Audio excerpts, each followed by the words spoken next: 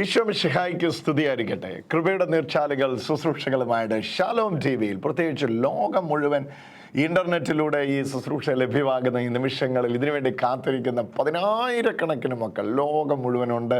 എല്ലാവരെയും ഓർത്ത് ഈശോയ്ക്ക് നന്ദി പറയുകയാണ്. പ്രിയപ്പെട്ടവരെ, കൊറിന്തോസുകാർക്ക് എഴുതിയ 2-ാം ലേഖനം പഠിക്കാൻ ഈ ദിവസങ്ങളിൽ ലഭിക്കുന്ന ഈ അവസരങ്ങൾ അവിസ്മരണീയമായ മുഹൂർത്തങ്ങളാക്കി മാറ്റി നിങ്ങളിത് പഠിക്കുവാൻ കാണിക്കുന്ന മനസ്സിന് ഈശോയ്ക്ക് നന്ദി പറയുകയാണ്. പ്രിയപ്പെട്ടവരെ, കൊറിന്തോസുകാർക്ക് എഴുതിയ 2-ാം ലേഖനം ഇതാ 4-ാം അധ്യായത്തിൻ്റെ 13-ാമത്തെ വചനം.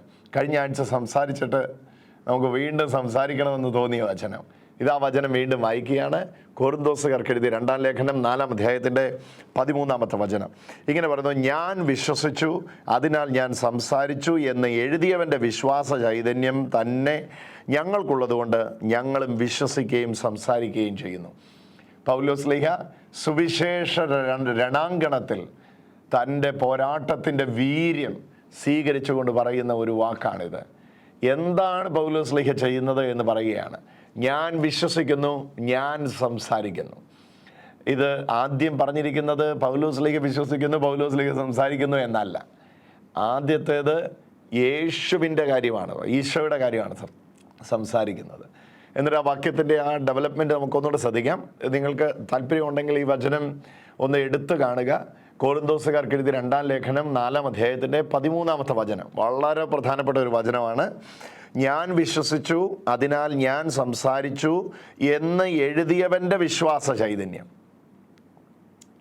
ഞാൻ വിശ്വസിച്ചു, ഞാൻ സംസാരിച്ചു എന്ന് എഴുതിയവൻ്റെ വിശ്വാസ ചൈതന്യം ഞങ്ങൾക്കുള്ളത് കൊണ്ട്. അപ്പോൾ ഇത് ശരിക്കും പറഞ്ഞാൽ സങ്കീർത്തനത്തിൽ നിന്നുള്ള ഉദ്ധരണിയാണെന്ന് കഴിഞ്ഞ ആഴ്ച ഞാൻ പറഞ്ഞല്ലോ. സങ്കീർത്തനത്തിൽ ഞാൻ വലിയ കഷ്ടത്തിലായിപ്പോയി, ഞാൻ മഹാദുരിതത്തിലായിപ്പോയി എന്നെല്ലാവരും പറഞ്ഞപ്പോൾ ഞാൻ എൻ്റെ വിശ്വാസം കാത്തു എന്ന പദമാണ് അവിടെ ഉപയോഗിച്ചിരിക്കുന്നത്. അപ്പോൾ പൗലോസ്ലീഹ കോട്ട് ചെയ്യുന്നത് ദാവീദ് പറഞ്ഞതിനെക്കുറിച്ചാണ്. അപ്പോൾ ദാവീദ് പറഞ്ഞത് ആരെക്കുറിച്ചാണ്? പൗലോസ്ലീഹ കോട്ട് ചെയ്യുന്നത് ദാവീദ് പറഞ്ഞതാണ്. പക്ഷെ ദാവീദ് കോട്ട് ചെയ്ത് ആരെയാണ്? ദാവീദ് പറഞ്ഞത് മശിഹയെക്കുറിച്ചാണ്, മശിഹൈക പ്രവചനത്തെക്കുറിച്ചാണ്. ഞാൻ വലിയ ദുരിതത്തിലായിരിക്കുന്നു എന്ന് എല്ലാവരും പറഞ്ഞപ്പോൾ ഞാൻ എൻ്റെ വിശ്വാസം കാത്തു. ഇത് ഈശോയ്ക്ക് നടക്കാൻ പോകുന്ന കഷ്ടാനുഭവത്തെക്കുറിച്ച്, അതിദാരുണമായ പീഡാസഹനത്തെക്കുറിച്ച് പൗലോസ്ലീഹയ്ക്ക് ദാവീദിലൂടെ കിട്ടിയ വെളിപാട് വിശദീകരിക്കുന്ന ഒരു ഭാഗമാണ്. അപ്പോൾ ഇവിടെ ആരാണ് വിശ്വസിച്ചത്, ആരാണ് സംസാരിച്ചത്, ആരുടെ വിശ്വാസ ചൈതന്യമാണ് നമുക്കുള്ളത്, ആരുടെ വിശ്വാസ ചൈതന്യത്താലാണ് നാം സംസാരിക്കുന്നത്, ആരുടെ വിശ്വാസ ചൈതന്യത്താലാണ് നാം സംസാരിക്കുമ്പോൾ അത്ഭുതം നടക്കുന്നത്? ഇത്രയും ചോദ്യങ്ങൾക്കുള്ള ഉത്തരമാണ് ഈ എപ്പിസോഡ്. ആരാണ് ഈ ആദ്യം സംസാരിച്ചത്?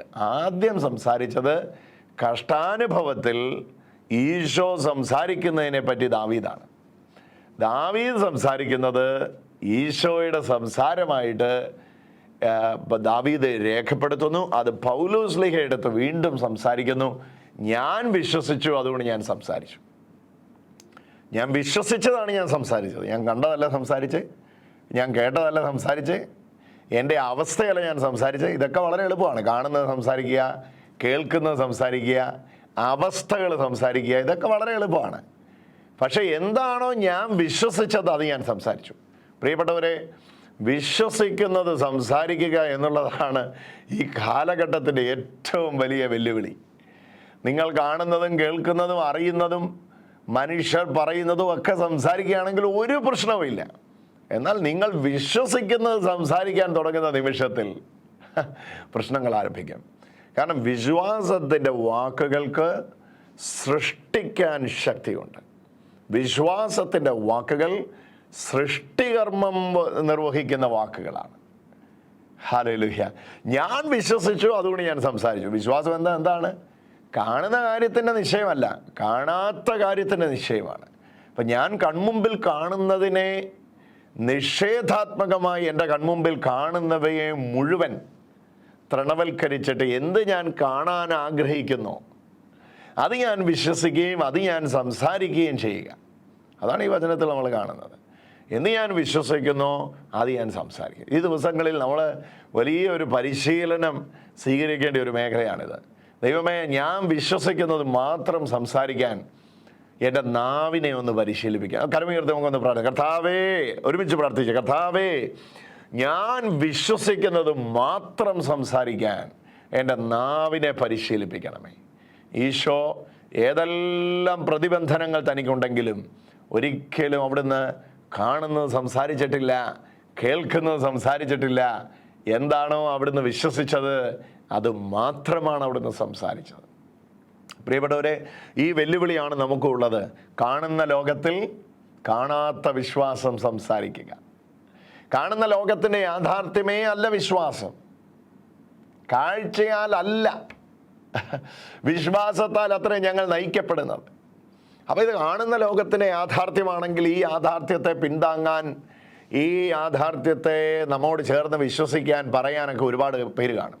ഇത് കാണുന്ന ലോകത്തിന് യാഥാർത്ഥ്യമല്ലാത്തത് കൊണ്ട് തന്നെ അത് കാഴ്ചപ്പാടിൽ കൺമുമ്പിൽ വരുന്നത് വരെ അത് വിശ്വസിക്കാനും അതിനെ പിന്താങ്ങാനും ആരും കാണുകയില്ല.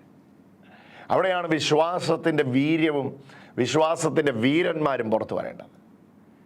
വിശ്വാസം എന്നത് എന്താണോ ഞാൻ കാണാൻ ആഗ്രഹിക്കുന്നത് ആ കാര്യത്തിൽ എനിക്കുള്ള ഉറപ്പാണ്.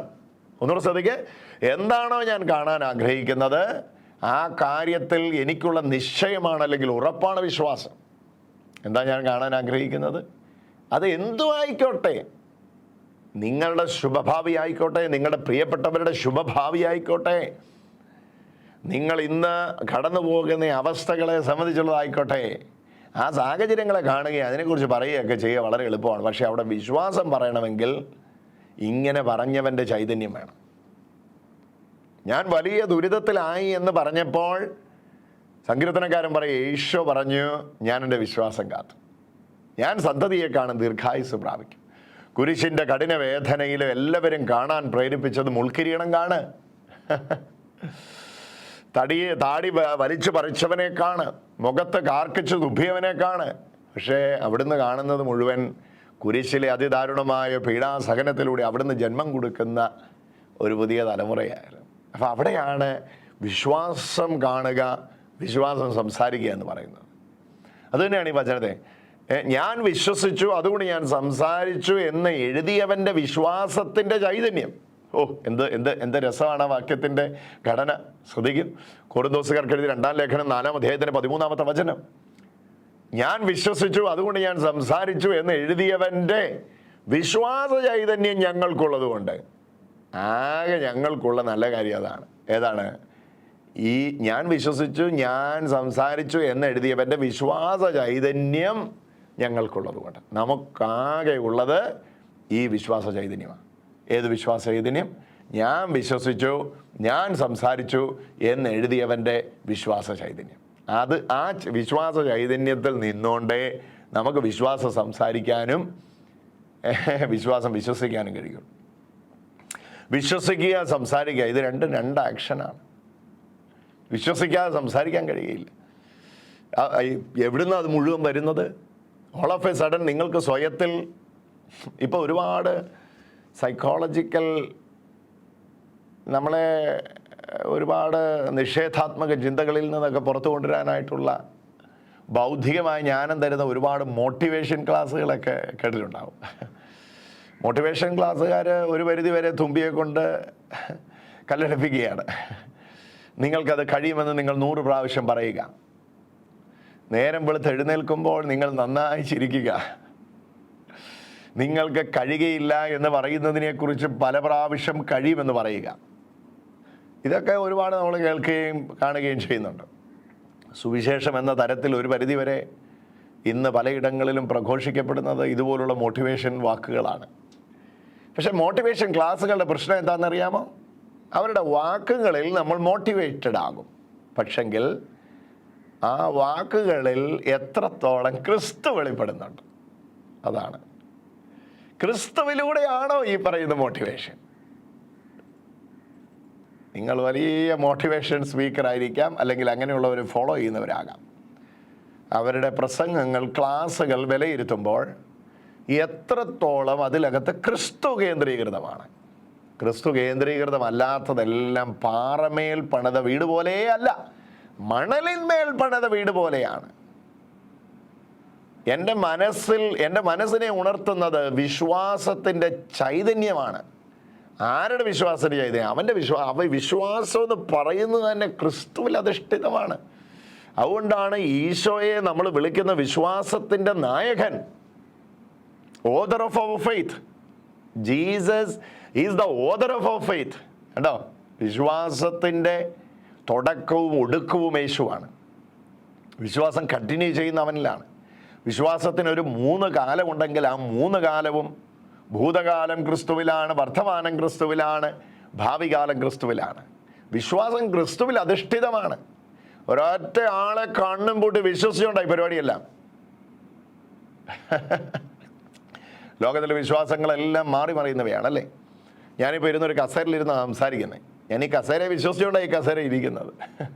ഞാനൊരു ക്യാമറയെ നോക്കിയാണ് സംസാരിക്കുന്നത്. ഈ ക്യാമറയെ വിശ്വസിച്ചുകൊണ്ടാണ് ഈ ക്യാമറയെ നോക്കി സംസാരിക്കുന്നത്. ഇതല്ല ബൈബിളിലെ വിശ്വാസം. ഞാനൊരു ബിൽഡിങ്ങിലാണ് ഇരുന്ന് സംസാരിക്കുന്നത്. ഈ ബിൽഡിങ്ങിനെ വിശ്വസിച്ചുകൊണ്ടാണ് ഇത് ഇരുന്ന് സംസാരിക്കുന്നത്. ഇതാ ലോകത്തിലെ വിശ്വാസം. ലോകത്തിലെ വിശ്വാസങ്ങൾ ഇന്ന് ഈ ബിൽഡിങ്ങിൽ, അടുത്ത വേറൊരു ബിൽഡിങ്ങിൽ, വേറൊരു കസേരയിൽ, വേറൊരു ക്യാമറയിൽ, വേറൊരു മേശയിൽ, വേറൊരു ഡിവൈസിൽ ഒക്കെ ഇങ്ങനെ മാറിക്കൊണ്ടിരിക്കും. പക്ഷേ ബൈബിൾ പറയുന്ന വിശ്വാസം ഒരൊറ്റ വ്യക്തിയിൽ കേന്ദ്രീകൃതമാണ്. അപ്പോൾ അതുകൊണ്ട് തന്നെയാണ് വിശ്വാസം പറയുന്നവർ വിശ്വാസത്തിൻ്റെ നായകനെ പറയുന്നില്ല എങ്കിൽ ആ പറയുന്ന വിശ്വാസം ക്രിസ്തുവിൽ നിന്നുള്ള വിശ്വാസമല്ല. അവിടെയാണ് നമുക്ക് ഈ വചനം ഭയങ്കരമായിട്ട് നമുക്ക് മനസ്സിലാകും. ഇത് വലിയ അപകടകരമായ ഒരവസ്ഥയാണ്. നമ്മൾ പല കാര്യങ്ങളെ വീക്ഷിക്കുമ്പോൾ നമുക്കത് വ്യക്തമായിട്ട് മനസ്സിലാകും. എൻ്റെ മോട്ടിവേഷൻ മുഴുവൻ ക്രിസ്തുവിൽ നിന്നാണ്. ക്രിസ്തുവിന് വെളിയിലൊരു മോട്ടിവേഷൻ ഇല്ല. ക്രിസ്തുവിന് പുറത്ത് ജീവനില്ല. ക്രിസ്തുവിന് പുറത്ത് രക്ഷയില്ല. ക്രിസ്തുവിന് പുറത്ത് സമാധാനമില്ല. ക്രിസ്തു എന്നെ പിരിഞ്ഞ് നിങ്ങൾക്ക് ഒന്നും ചെയ്യാൻ പറ്റുകയില്ലെന്ന് പറഞ്ഞാൽ അതിൻ്റെ അർത്ഥം എന്താ? ചിലതൊക്കെ ചെയ്യാൻ പറ്റുമെന്നാണ്? ഇല്ല. എന്നെ പിരിഞ്ഞ് നിങ്ങൾക്ക് ഒന്നും ചെയ്യാൻ പറ്റുകയില്ലെന്ന് പറഞ്ഞാൽ എന്നാ അതിൻ്റെ അർത്ഥം? ഒന്നും ചെയ്യാൻ പറ്റില്ലെന്ന് തന്നെ. അവിടെയാണ് നമ്മൾ ഈ വചനത്തിനെ ആഴമായിട്ട് മനസ്സിലാകുന്നത്. എൻ്റെ പ്രിയപ്പെട്ടവരെ, ഈ വചനം ഹൃദയത്തോട് നിന്ന് സംസാരിക്കണം. എൻ്റെ വിശ്വാസം ക്രിസ്തുവില്ല. ഞാൻ ഒരാളെ കണ്ണും പൂട്ടി വിശ്വസിക്കേണ്ട ഇതെല്ലാം പറയുന്നത്. നമ്മൾ ചിലപ്പോഴെങ്കിലും പറയാറുണ്ട്, ഇന്നാര് വാക്ക് പാലിച്ചില്ല. കേട്ടോ, ദൈവമേ, അവരോട് പറഞ്ഞ വാക്ക്, അവരെന്നോട് പറഞ്ഞ വാക്ക് അവർ പാലിച്ചില്ല, ഞാനിപ്പോൾ വലിയ കുഴിയിലായിപ്പോയി. നമ്മൾ വ്യക്തികളിൽ അർപ്പിക്കുന്ന വിശ്വാസത്തിൻ്റെ പോരായ്മകളായി പറഞ്ഞത് കേട്ടോ. അവർ സഹായിക്കാമെന്ന് പറഞ്ഞു, പിന്നെ അവരെ കണ്ടില്ല. അമ്മാച്ചനെ അനന്തരവനെയും കണ്ടില്ല. ആ വാക്ക് പറഞ്ഞിട്ട് ആ വഴിക്ക് പോയതാണ്. പിന്നെ അവർ അർപ്പിച്ച വിശ്വാസം വെയിനായിപ്പോയി, വെറുതെ ആയിപ്പോയി, ഇൻവാലിഡ് ആയിപ്പോയി, അല്ലേ? നമ്മളങ്ങനെ പറയാറുണ്ട്. പക്ഷെ ബൈബിൾ പറയുന്ന വിശ്വാസം ഒരൊറ്റ വ്യക്തിയിൽ ആശ്രയിച്ച് അവിടെ നിന്നാണ് വിശ്വാസത്തിൻ്റെ മോട്ടിവേഷൻ, അവിടെ നിന്നാണ് വിശ്വാസത്തിൻ്റെ എല്ലാം വരുന്നത്. അതുകൊണ്ടാണ് ഞാൻ വിശ്വസിച്ചു, ഞാൻ സംസാരിച്ചു എന്ന് എഴുതിയവൻ്റെ വിശ്വാസ ചൈതന്യം ഞങ്ങൾക്കുള്ളത് കൊണ്ട്. ഞങ്ങൾക്ക് എന്നാ ഉള്ളത്? ഇങ്ങനെ പറഞ്ഞവൻ്റെ വിശ്വാസ ചൈതന്യം. ഹല്ലേലൂയ. അവനാണ് ഹീറോ ഓഫ് ഫെയ്ത്ത്. അവനാണ് ദ ഓഥർ ഓഫ് ഫെയ്ത്ത്. അവനാണ് വിശ്വാസത്തെ ക്യാപ്റ്റൻ ഓഫ് ഫെയ്ത്ത്. അവനാണ് വിശ്വാസത്തിൻ്റെ നായകൻ. ആ വിശ്വാസത്തിൻ്റെ നായകനിൽ നിന്നുള്ള വിശ്വാസത്തിൻ്റെ ചൈതന്യം ഞങ്ങൾക്കുള്ളതുകൊണ്ട് ഞങ്ങളിലുള്ള വിശ്വാസത്തിൻ്റെ കാര്യമൊക്കെ നിങ്ങൾക്കറിയാമല്ലോ. ഞങ്ങളുള്ള വിശ്വാസം എന്നൊക്കെ പറഞ്ഞാൽ ഇടയ്ക്ക് ക്ഷീണിച്ചും ഇടയ്ക്ക് അവിശ്വസിച്ചും ഇടയ്ക്ക് നെഗറ്റീവ് പറയുന്നതൊക്കെയാണ്. പക്ഷെ വിശ്വാസത്തിൻ്റെ ചൈതന്യം ഉള്ള വിശ്വാസത്തിൻ്റെ അവിടുത്തെ വിശ്വാസത്തിൻ്റെ ചൈതന്യം സ്വീകരിക്കുക എന്ന് പറഞ്ഞാൽ, അതുകൊണ്ടല്ലേ ശിഷ്യന്മാരെ യേശുവിൻ്റെ അടുക്കൽ വന്ന് പറയുന്നത്, ഞങ്ങളുടെ വിശ്വാസം ഒന്ന് വർദ്ധിപ്പിച്ച് തരണേ. കൂടുതലുള്ളയിടത്തു നിന്നല്ലേ അല്പം ഉള്ളവർക്ക് മേടിക്കാൻ പറ്റുള്ളൂ. ശരിയല്ലേ? കർത്താവിൻ്റെ അടുക്കൽ വന്ന് പറയാം, ഞങ്ങളുടെ വിശ്വാസം ഒന്ന് വർദ്ധിപ്പിച്ച് തരണേ. ഞങ്ങളുടെ വിശ്വാസം ഒന്ന് കർത്താവിനപ്പോൾ അത് വർദ്ധിപ്പിച്ച് തരാൻ പറ്റുമെന്നുള്ളത് കൊണ്ടല്ലേ കർത്താവ് വിശ്വാസം വർദ്ധിപ്പിച്ച് തരാൻ പറയുന്നത്. എൻ്റെ പ്രിയപ്പെട്ടവരെ, കാണുന്ന ലോകത്ത് കാണുന്നത് പറയുക, കേൾക്കുന്ന ലോകത്തിൽ കേൾക്കുന്നത് പറയുക, അറിയുന്ന ലോകത്തിൽ അറിയുന്നത് പറയുക, ഇങ്ങനെയുള്ള ഒരു ജീവിതത്തിൽ നിന്നാണ് കാണാത്തതിനെപ്പറ്റി സംസാരിക്കാൻ, തൊടാത്തതിനെപ്പറ്റി സംസാരിക്കാൻ, വിശ്വാസം സംസാരിക്കാൻ നമ്മെ വിശ്വാസത്തിൻ്റെ നായകൻ ക്ഷണിക്കുന്നത്, വിശ്വാസത്തിൻ്റെ നായകൻ നമ്മെ വിളിക്കുന്നത് വിശ്വാസം സംസാരിക്കാൻ വേണ്ടിയാണ്. വിശ്വാസം കാഴ്ചയാലല്ല, വിശ്വാസത്താലാണ്. വിശ്വാസത്തിന് കാഴ്ചയുടെ ബാക്ക്ഗ്രൗണ്ടിൻ്റെ ആവശ്യമില്ല, കാണണമെന്നില്ല, കേൾക്കണമെന്നില്ല. വിശ്വാസം ഒരൊറ്റ വ്യക്തിയെ കണ്ണും പൂട്ടി കണ്ണടച്ചങ്ങ് വിശ്വസിക്കും. ഞാൻ ആരെ വിശ്വസിക്കുന്നു എന്ന് എനിക്കറിയാം. അവിടുന്ന് എൻ്റെ ഉപനിധിയാണ്, അന്ത്യത്തോളം കാപ്പാൻ വിശ്വസ്തനാണ്. അവിടെയാണ് നമ്മുടെ ഹൃദയം ആഴമായിട്ട് ക്രിസ്തുവിലുള്ള വിശ്വാസം ഉറപ്പിക്കപ്പെടുന്നത്. എൻ്റെ പ്രിയപ്പെട്ടവരെ, ഈ വചനം നോക്കിയേ, തന്നിമിത്തം ഞങ്ങളിൽ 13-ാമത്തെ വചനം, ഞാൻ വിശ്വസിച്ചു അതിനാൽ ഞാൻ സംസാരിച്ചു എന്ന് എഴുതിയവൻ്റെ വിശ്വാസ ചൈതന്യം തന്നെ ഞങ്ങൾക്കുള്ളതുകൊണ്ട് നമുക്കുണ്ട്. ഒന്ന് പറഞ്ഞേ, അവിടുത്തെ വിശ്വാസ ചൈതന്യം എനിക്കുണ്ട്. പറഞ്ഞേ, എല്ലാവരും പറഞ്ഞേ, അവിടുത്തെ വിശ്വാസ ചൈതന്യം എനിക്കുണ്ട്. ആ വിശ്വാസത്തിൽ നിന്നാണ് 10,000 ഇരിക്കുന്നതിനിടയിൽ നിന്ന് ഒരു രോഗിയെ വിളിച്ച് നിങ്ങൾ പ്രാർത്ഥിക്കേണ്ടത്. 100,000 വൃക്ഷങ്ങളുടെ നടുവിൽ നിന്നുകൊണ്ട് നിങ്ങൾ സംസാരിക്കേണ്ടത് ഈ വിശ്വാസത്തിൽ നിന്നാണ്. അപ്പോൾ ആൾക്കാർ നിങ്ങൾ ചോദിക്കും, എന്നാ കണ്ടിട്ടായിച്ചേ? കാണേണ്ടത് കണ്ടടേ, കാണേണ്ടത് കണ്ടു. എന്നതാ കണ്ടേ? ഒരാളെ കണ്ടു. ആരെ കണ്ടേ? വിശ്വാസത്തിൻ്റെ ചൈതന്യം തരുന്നത്. ശരിക്കും ആ വാക്യത്തിൻ്റെ ഘടന ഈ ആഴ്ചകൾ ധ്യാനിക്കുമ്പോൾ എൻ്റെ ദൈവമേ ഹൃദയം കത്തുകയാണ്. എന്നാ വാക്യത്തിൻ്റെ അർത്ഥം എന്നറിയോ? ഓരോ തവണ വിശ്വസിക്കുമ്പോഴും നമ്മിലേക്കൊരു ചൈതന്യം വരികയാണ്. ആ ചൈതന്യം എന്നുള്ളതിൻ്റെ കറക്റ്റ് വാക്ക് റിവൈവ്ഡ് എന്നാണ്. റിവൈവ് ചെയ്യുക. When you believe you are getting revived into your senses. നിങ്ങളുടെ ഇന്ദ്രിയങ്ങളിലേക്ക് ഒരു ഉണർവ് വരികയാണ്. എല്ലാ നിഷേധാത്മക ചിന്തകളെയും പുറത്താക്കി പ്രതീക്ഷ നൽകുന്ന ചിന്തകളിലേക്ക് കുതിച്ചു പായാൻ നിങ്ങളുടെ ശിരകളിലേക്കൊരു വിശ്വാസത്തിൻ്റെ ചൈതന്യം പകരുകയാണ്. മൂഡ് ഓഫായി, എത്ര ഡിപ്രസ്ഡായി, പ്രതീക്ഷ നഷ്ടപ്പെട്ടു എന്ന് പറഞ്ഞിരിക്കുന്ന വ്യക്തിയാണോ നിങ്ങൾ? സടകുടഞ്ഞ് എഴുന്നേൽക്ക്. തീർന്നെന്ന് പറയാനില്ലേ? ഇനിയൊരു അധ്യായം ഇല്ല എന്ന് പറഞ്ഞ് ഫുൾ സ്റ്റോപ്പ് ഇടാൻ നിൽക്കും. നിങ്ങളുടെ ഫുൾ സ്റ്റോപ്പുകളെല്ലാം കോമയാക്കി മാറ്റി എഴുതി തുടരിക്കുവാൻ ദൈവം മതിയായവനാണ്. നിങ്ങളോട് വ്യക്തിപരമായി സംസാരിക്കുന്ന കേൾക്ക്. ഒഴുകട്ടെ ശിരകളിലേക്ക് വിശ്വാസത്തിൻ്റെ ചൈതന്യം വ്യാപിക്കട്ടെ. ഹല്ലേലൂയ. ഇന്ന് രാവിലെ കണ്ടതും കേട്ടതും തൊട്ടതും അറിഞ്ഞതും പറഞ്ഞതും മുമ്പിൽ വന്നതും എല്ലാം നിഷേധാത്മക ചിന്തകളാണെങ്കിലും വിശ്വാസത്തിൻ്റെ നായകന്റെ വിശ്വാസത്തിൻ്റെ ചൈതന്യം ശിരകളിൽ വ്യാപിക്കുന്നവനെ, നിന്നെ തോൽപ്പിക്കാൻ ഈ ലോകത്തിൽ ഒരു ശക്തിക്കും കഴിയുകയില്ല. കാണുന്നത് പറയുന്ന ലോകത്തിൽ നീ കാണാത്തത് പറഞ്ഞുകൊണ്ടിരിക്കും. അതിനു വേണ്ടി ലോകം മുഴുവൻ എതിർത്താലും നീ ഒറ്റയ്ക്ക് നിന്നുകൊണ്ടിരിക്കും. കാരണം നീ വിശ്വസിക്കുന്നവനെ കണ്ണടച്ച് വിശ്വസിക്കുന്നു. അവനാണ് നിന്റെ ഉപനിധി. അവനിൽ നിന്നുള്ള ചൈതന്യം നിന്നിലേക്ക് വരുന്നു. ഇതാ കൊരിന്തോസുകാർക്ക് എഴുതിയ 2-ാം ലേഖനം 4:13, ഞാൻ വിശ്വസിച്ചു, ഞാൻ സംസാരിച്ചു എന്ന് എഴുതിയവന്റെ വിശ്വാസ ചൈതന്യം ഞങ്ങൾക്കുള്ളത് കൊണ്ട് ഞങ്ങളും വിശ്വസിക്കുകയും ഞങ്ങളും സംസാരിക്കുകയും ചെയ്യുന്നു. ഇത് വായടച്ച് മിണ്ടാതിരിക്കേണ്ട സമയമല്ല, ആധാരം തുറന്ന് വിശ്വാസം പ്രഖ്യാപിക്കേണ്ട സമയം. Speak it. വാ തുറന്ന് വിശ്വാസം പ്രഖ്യാപിക്കുക. വിശ്വാസം പ്രഖ്യാപിക്കുക. മക്കളെ നോക്കി, സാഹചര്യങ്ങളെ നോക്കി, എല്ലാ അവസ്ഥകളെ നോക്കി വിശ്വാസം സംസാരിക്കുക. ഹല്ലേലൂയ. വിശ്വാസം സംസാരിക്കുക. വിശ്വാസം എന്താണോ കാണാൻ ആഗ്രഹിക്കുന്നത് അത് സംസാരിക്കുക. കാണുന്നത് സംസാരിക്കേണ്ട. അതിനെ എഴുതിയവൻ്റെ ചൈതന്യമൊന്നും ആവശ്യമില്ല. കാണാത്ത സംസാരിക്കാൻ എഴുതിയവൻ്റെ ചൈതന്യം വേണം. അതില്ല, സംസാരിക്കാൻ പറ്റില്ല. നിങ്ങൾ ശ്രമിച്ചാൽ നിങ്ങൾ ഫെയിലായി പോകും. നിങ്ങൾ ശ്രമിച്ചു, even if you try you will get fail. Hallelujah. But when the author of the faith, വിശ്വാസത്തിൻ്റെ നായകൻ നിങ്ങളെ റിവൈവ് ചെയ്യുമ്പോൾ, വിശ്വാസത്തിൻ്റെ നായകൻ നിങ്ങളുടെ ശിരകളിൽ ശക്തി പകരുമ്പോൾ, ഹേ ഹല്ലേലൂയ, വലിയ അഭിഷേകമായിട്ട് ദിവസം മാറട്ടെ. നാളുകളിലെ ഏത് വെല്ലുവിളിയും നെഞ്ചും നെറ്റിയും വിരിച്ച് നേരിടാൻ ഈ വചനം നിങ്ങളെ ധൈര്യപ്പെടുത്തട്ടെ. നിങ്ങൾ പുറത്തു വരും. വെട്ടിയിട്ടെടുത്ത് പൊട്ടിക്കിളക്കുന്ന മുള പോലെ നിങ്ങൾ പുറത്തു വരും. ഈ കാലവും കടന്നു പോകും. ഇത് കഴിഞ്ഞ് നിങ്ങളുണ്ട്. ഹല്ലേലൂയ. വിശ്വാസം സംസാരിക്കുന്നവന് കാഴ്ചകളുടെ ആവശ്യമേ ഇല്ല. ഒരു എക്സ്റ്റേണൽ മോട്ടിവേഷൻ്റെ ആവശ്യമില്ല. വിശ്വാസത്തിൻ്റെ ചൈതന്യം അവനിൽ നിന്ന് നിൻ്റെ ശിരകളിലേക്ക് വ്യാപിക്കും. വിശ്വാസം വിശ്വസിക്കാം, വിശ്വാസത്തിൻ്റെ പ്രവർത്തികൾ ചെയ്യാം. കൃപയുടെ നീർച്ചാലുകളിൽ വ്യക്തികളുടെ ജീവിതത്തിൽ കർത്താവ് ചെയ്യുന്ന അത്ഭുത സാക്ഷ്യങ്ങളുടെ സമയം. നിങ്ങൾ ആരാണ് ഇവിടെ പ്രാർത്ഥിക്കുന്ന ഈ വാരികല്ലുകൾക്കിടയിൽ ഈ കക്ഷത്തിൽ സൗഖ്യമുണ്ട്? ഓടിവാ ബ്രദറെ, ഓടിവാ. ഇടത്താണോ? വാ. ഇടത്താണല്ലേ വരാവുള്ളേ? ഇടത്താണോ?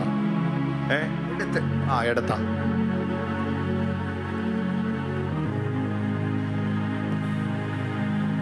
അവിടെ കൈവച്ചു. എൻ്റെ അധരത്തിലും എൻ്റെ ഹൃദയത്തിലും ഇരിക്കുന്ന വചനമേ എന്നെ സ്പർശിക്കണമേ എന്ന് പ്രാർത്ഥിച്ചു. നിനക്കവിടെ ടച്ച് കിട്ടുന്നുണ്ട്. ഞാനിവിടെ നിന്നപ്പോൾ അത് അറിഞ്ഞു, അതുകൊണ്ടാണ് ഞാൻ പറഞ്ഞേ. ഈ ശരീരം മുഴുവൻ ഈശോയുടെ മഹത്വം ഇറങ്ങി നിൽക്കുന്നുണ്ട്. നിന്നെ നിറയ്ക്കുന്നു, നിന്നെ നിറയ്ക്കുന്നു. Touch of Jesus. ഒരൊറ്റ സ്പർശം.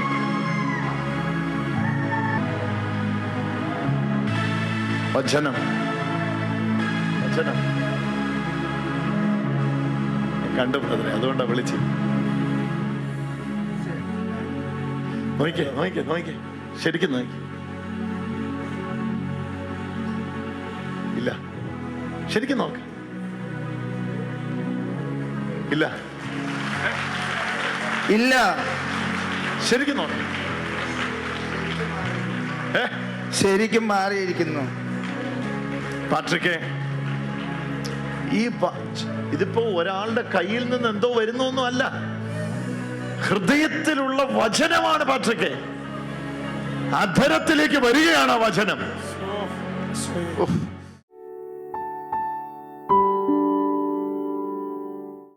ഈ പ്രാർത്ഥനയിൽ എന്നോട് ചേർന്ന് ഒരുമിച്ച് പ്രാർത്ഥിക്കുക. നിങ്ങളുടെ ഭവനത്തിലുള്ള എല്ലാവരും കഴിയുമെങ്കിൽ ഒന്നിച്ചിരുന്ന് ഈ സമയത്ത് ഈ പ്രാർത്ഥന എഴുന്നേൽക്കുക. ഒരുമിച്ചിരുന്ന് ഈ പ്രാർത്ഥനയിൽ പങ്കാളികളാവുക. പിതാവായ ദൈവത്തിന് യേശുക്രിസ്തു വഴി നമുക്ക് കൃതജ്ഞത പ്രകാശിപ്പിക്കാം. പിതാവിനും പുത്രനും പരിശുദ്ധാത്മാവിനും സ്തുതി, ആദിയിലെ പോലെ ഇപ്പോഴും എപ്പോഴും എന്നേക്കും ആമേൻ. കർത്താവേ, ലോകം മുഴുവൻ എത്ര ആയിരക്കണക്കിന് മക്കളാണ് ഈ വചനം കേൾക്കാൻ പോകുന്നത്. അവർക്കെല്ലാവർക്കും വേണ്ടി പ്രാർത്ഥിക്കുന്നു. ശക്തമായ ഒരു ദൈവത്തിൻ്റെ ഇടപെടൽ ഉണ്ടാകട്ടെ.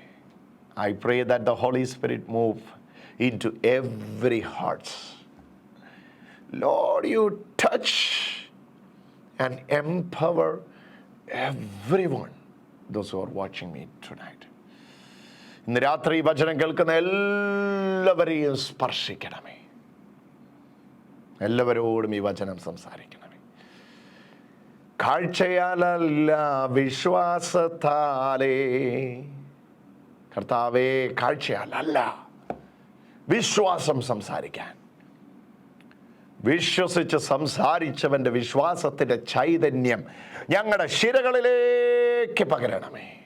ക്രിസ്തുവിലൂടെ, ക്രിസ്തുവിൽ തന്നെ, ക്രിസ്തുവിനോടൊപ്പം ഈ വചനം ഞങ്ങൾക്ക് സ്വീകരിക്കാൻ കൃപ തരണമേ. അമ്മേ മാതാവേ, അമ്മയിൽ നിന്നാണ് വിശ്വാസത്തിൻ്റെ പടികൾ ഞങ്ങൾ പഠിച്ചത്. അമ്മയാണ് വിശ്വാസത്തിൻ്റെ പ്രതീകം. അമ്മ എടുത്ത പോലെ വിശ്വാസത്തിൻ്റെ വെല്ലുവിളികൾ ആരാണ് എടുത്തിട്ടുള്ളത്? അമ്മ പറഞ്ഞതുപോലെ വിശ്വാസത്തിൻ്റെ വാക്കുകൾ ആരാണ് പറഞ്ഞിട്ടുള്ളത്? ഈശോയോട് ചേർന്ന് വിശ്വാസം ഞങ്ങളെ പഠിപ്പിക്കണമേ. അമ്മ ഞങ്ങൾക്ക് വേണ്ടി പ്രാർത്ഥിക്കണമേ. പ്രത്യേകിച്ച് രോഗികളായിരിക്കുന്ന സകലർക്കും വേണ്ടിയുള്ള പ്രാർത്ഥന ഈ സമയത്ത് ഞങ്ങളിതാ ഒരുമിച്ച് കഴിക്കുന്നു. ഇൻ്റർനെറ്റിലൂടെ ഈ ശുശ്രൂഷ കാണുന്നവർ, ലോകം മുഴുവൻ ഈ വചനസ് എല്ലാവരുടെ മേലും കരുണയായിരിക്കണമേ. പിതാവായ ദൈവമേ, പുത്രനായ യേശുവിലൂടെ ഈ വചനം ഞങ്ങളിലേക്ക് പൂർണ്ണമായി വെളിപ്പെടുത്തി തരണമേ. കർത്താവായ ക്രിസ്തു വഴി ഞങ്ങൾ പരിശുദ്ധ അമ്മയോട് ചേർന്ന് പ്രാർത്ഥിക്കുന്നു. നന്മ നിറഞ്ഞ മറിയമേ സ്വസ്തി, കർത്താവ് അങ്ങയോടുകൂടെ സ്ത്രീകൾ അങ്ങ് അനുഗ്രഹിക്കും. അവിടുത്തെ ഉദരത്തിൻ ഫലമായി ഈശോ അനുഗ്രഹിക്കും. പരിശുദ്ധ മറിയമേ, തമ്പുരാൻ്റെ അമ്മേ, പാപികളായ ഞങ്ങൾക്ക് വേണ്ടി എപ്പോഴും ഞങ്ങളുടെ മരണസമയത്തോ തമ്പുരാനോട് അപേക്ഷിക്കണമേ. ആമേ. ഈശോ മിശിഹായിക്ക് സ്തുതിയായിരിക്കട്ടെ. കാണുന്നത് സംസാരിക്കുന്നത് നിർത്തുക, കേൾക്കുന്നത് സംസാരിക്കുന്നത് നിർത്തുക, അറിയുന്നത് സംസാരിക്കുന്നത് നിർത്തുക. വിശ്വസിക്കുന്നത് മാത്രം സംസാരിക്കാൻ, വിശ്വസിക്കുന്നത് മാത്രം കാണാൻ കണ്ണിനെയും നാവിനെയും ചിന്തകളെയും പരിശീലിപ്പിക്കുക. അങ്ങനെ വിശ്വാസത്തിൻ്റെ വീരന്മാരാകാം. വിശ്വാസത്തിൻ്റെ നായകനോട് ചേർന്ന് ഒഴുകട്ടെ കൃപയുടെ നീർച്ചാലുകൾ.